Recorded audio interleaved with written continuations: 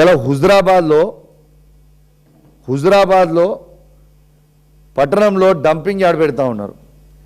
ఎట్టు పరిస్థితిలో ఆ డంపింగ్ యార్డు హుజురాబాద్లో పెట్టడానికి వీల్లేదు అని నేను డిమాండ్ చేస్తున్నా కదా. అసెంబ్లీ సాక్షిగా నేను డిమాండ్ చేసిన.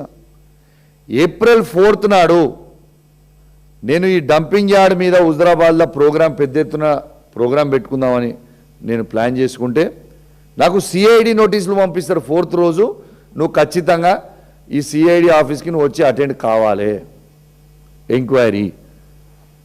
ఎందుకు హుజురాబాద్లో మా డంపింగ్ యార్డ్ వద్దు అని నేను పోరాటం చేయొద్దా? నేను ఆడ పోరాటం చేస్తా అని అనుకోగానే నాకు సిఐడి నోటీసులు ఇస్తారా? 4th కాకపోతే 5th ఇవ్వాల్సింది, 6th. 4th రోజు నా ప్రోగ్రామ్ ఆడ డంపింగ్ యార్డ్ కింద ఉంది కాబట్టి సిఐడి నోటీస్ 4th ఇస్తావు. సరే 4th నువ్వు ఇచ్చినావు, నేను వస్తా, చట్టాన్ని గౌరవిస్తా కావచ్చు. నేను 5th రోజు, 6th రోజు, 7th రోజు పెట్టుకుంటా. ఎట్లా ఆపగలుగుతావు? దీనికోసం నువ్వు ఆపుతావా?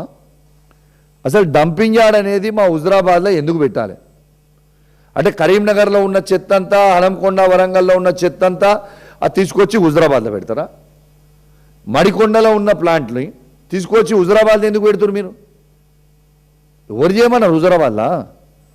మేము ఎట్టు పరిస్థితిలో హుజురాబాద్లో డంపింగ్ యార్డు ఈ కాంగ్రెస్ ప్రభుత్వం పెడుతుందంటే మాత్రం ఊకునే ప్రసక్తే లేదు.